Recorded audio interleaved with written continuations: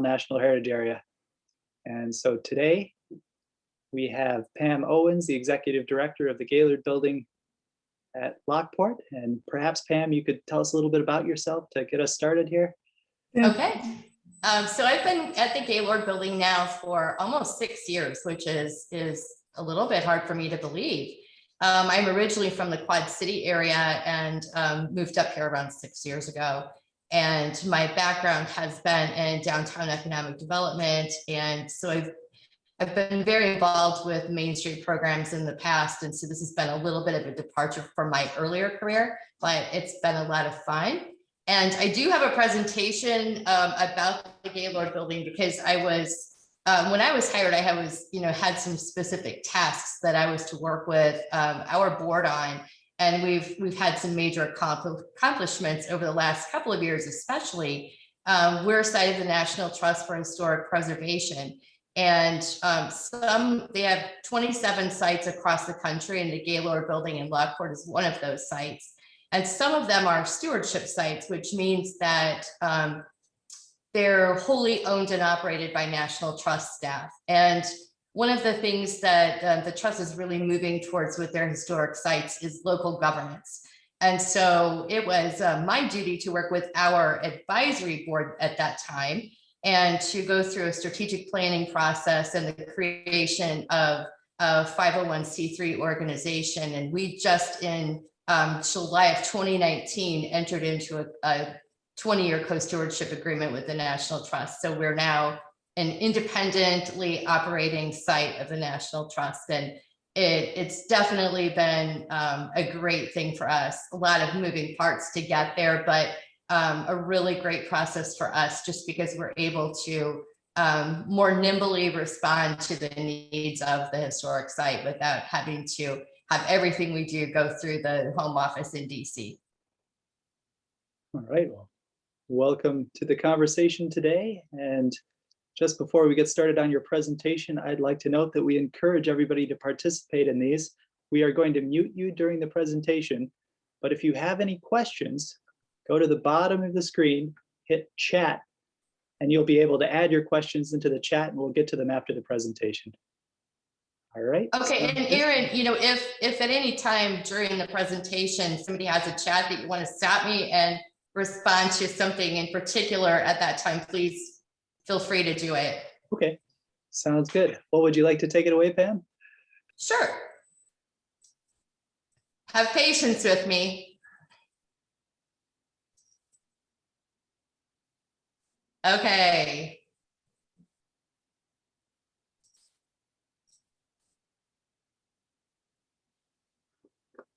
Are you able to see that there then? We're able to see that. Start the press. There we go. Perfect. Okay. So as I said, this is the Gaylord Building. Have you all had a chance to visit the Gaylord Building at one time or another? So good. I mean, so you're familiar with it. I was assuming that most everyone would be. So the history of the Gaylord Building, as you can see, there's at the top photo there is an image of the Gaylord Building when it was operational and the canal was big. And it was from 1880. And as you can see at the bottom picture, this is what the Gaylord Building looked like in 1983. It had gone through many iterations, going from a canal warehouse to plumbing supply to then falling into some pretty significant disrepair. And the Gaylord Building was renovated in 1983 through 1987 with the Donnelly family and Jerry Edelman really taking leadership roles in that. And they're still involved with the organization on the board. And the Gaylord Building received the President's Historic Preservation Award in 1988 and became a part of the National Trust for Historic Preservation in 1996.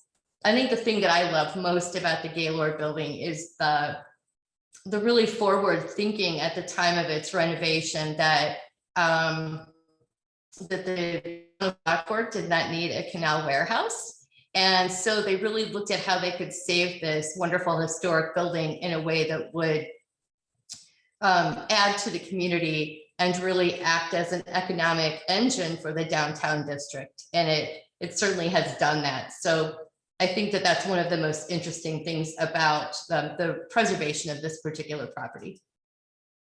the Gaylord Building today, we house the public landing restaurant in our first floor. We have banquets and event space on the second floor. We have a tenant on the second floor as well, Gallery 7, which is a group of local artists, and they have been fantastic. It's been a great partnership for us to have additional programming going on, both within the site and out on Lincoln Landing. They do a really wonderful storytelling program called Live Lit. If things get more back to normal and they're able to bring that program back, I highly recommend it. It's so much fun with storytelling in our banquet room once a month.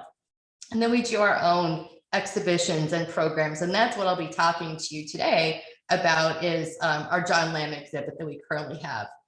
As I said before, the Gaylord Building has gone through that transition as a co-stewardship, strategic planning, and now into the co-stewardship transition. There's our mission, in case anyone is interested in that.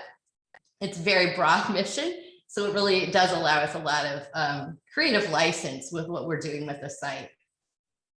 So the Illinois Passage exhibit is on our first floor, in our first floor gallery. And it was created in 1999, and it really tells the story of the I&M Canal, specifically as it had an impact in the area of Lockport, Illinois. It's an award-winning exhibit, and it's a great exhibit. However, it's static. As you can see, it has some significant age on it.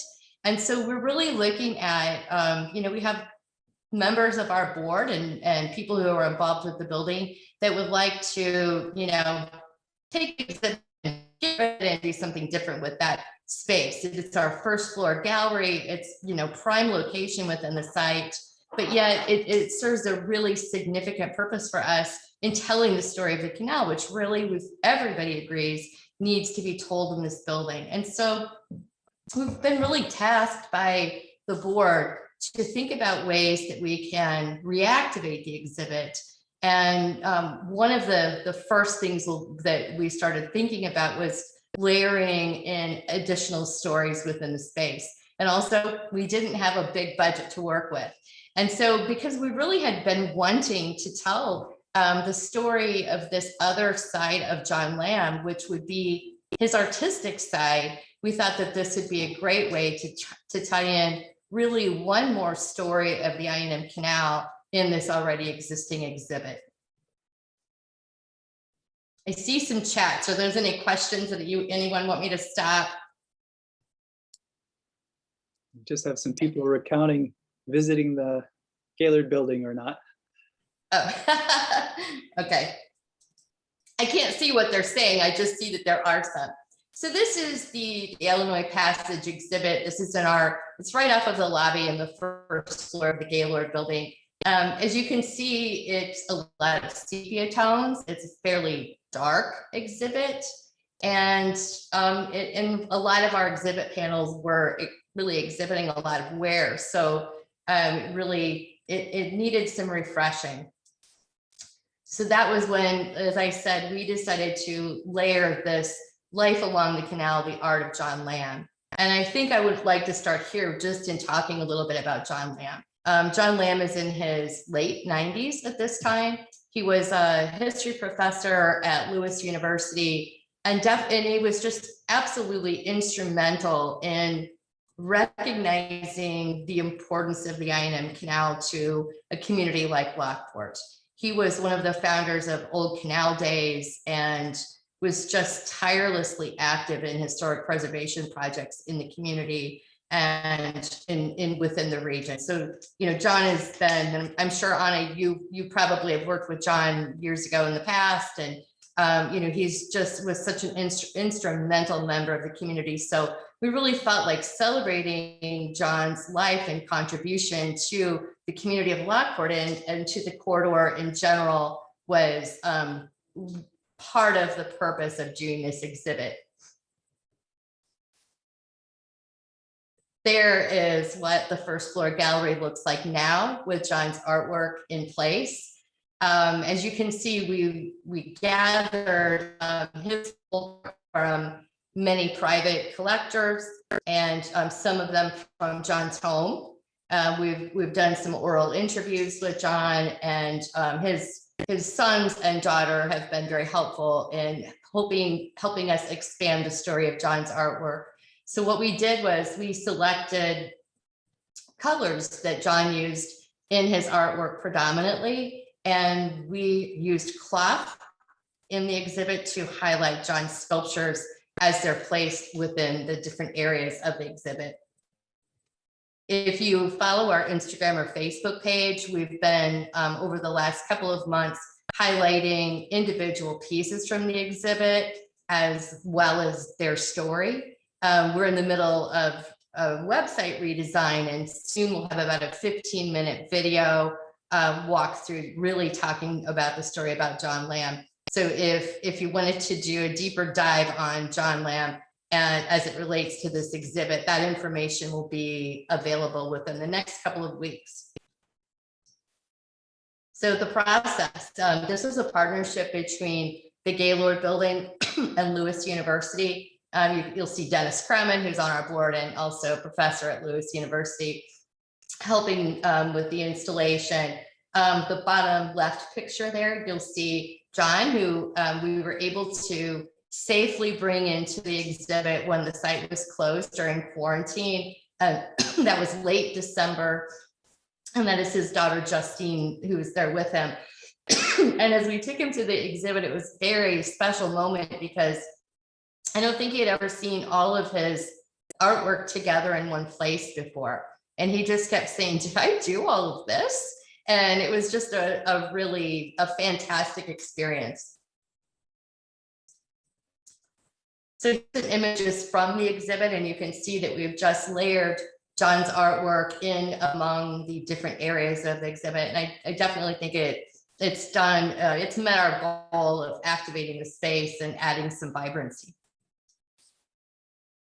There's the original ticket booth from old canal days that John carved. And then you'll also see that we do have wall panels that are placed carefully in among our other exhibit that are telling a deeper story of John's life and experience.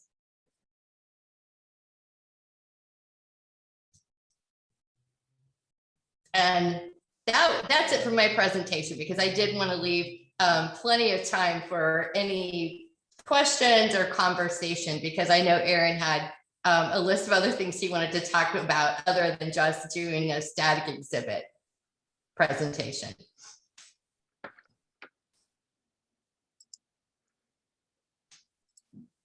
Well, will I pull up that list? We have a question from the chat, and it's from Barbara. How long will Lam Exhibit be available to visit?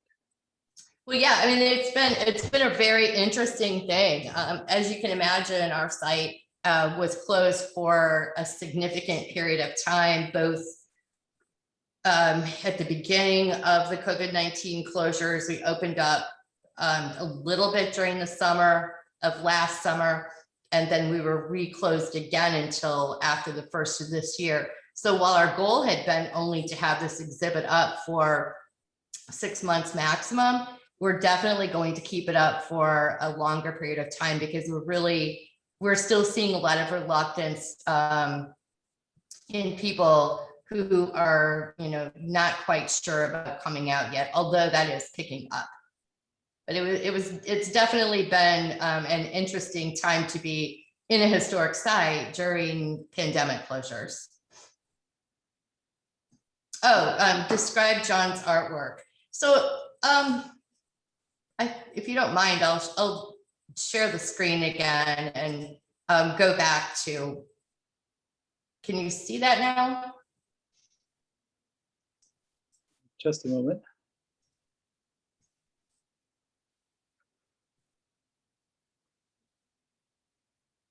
Are you able to see this? You can see your PowerPoint screen. My what? My PowerPoint screen? Okay, so as you can see, there's at the bottom right corner of this particular slide, John's wood carving tools. And so John really, he took pieces of wood and let them speak to him.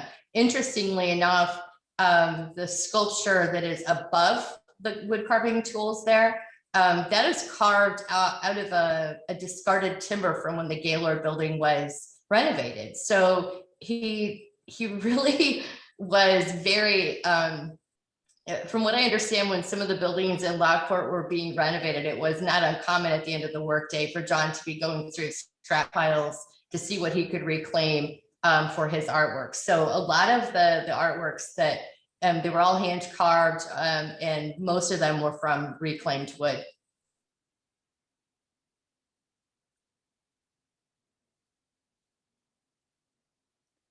Well, I wondered what kind of people are coming to see this exhibit? Well, I think it's interesting. I think it might be because of the colors that are used, but it seems to be attracting a lot more younger people than exhibits that we've had in the past. And I think part of it might be because of the way its informal presentation.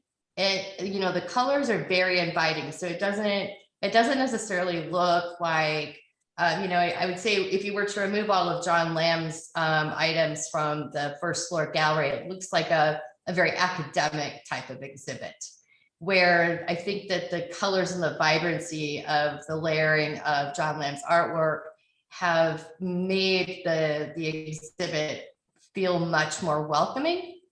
I think that the sepia tones look a little bit, as I said, maybe the word is academic, but I think that the vibrancy, it seems like we're getting a lot of, we often have kids who are just coming out for a walk on Lincoln Landing, and we'll stop in and just come into the building, maybe use the drinking fountain or the restrooms. And we've noticed people who are coming in or going back and forth to the restaurant are a little bit intrigued, and I think it's because of the bright pops of color. So we've really been seeing a variety of people. And then of course we've had people who are coming because they either had John when they were a student at Lewis University, or they're familiar with John just from his time within the community of Lockport.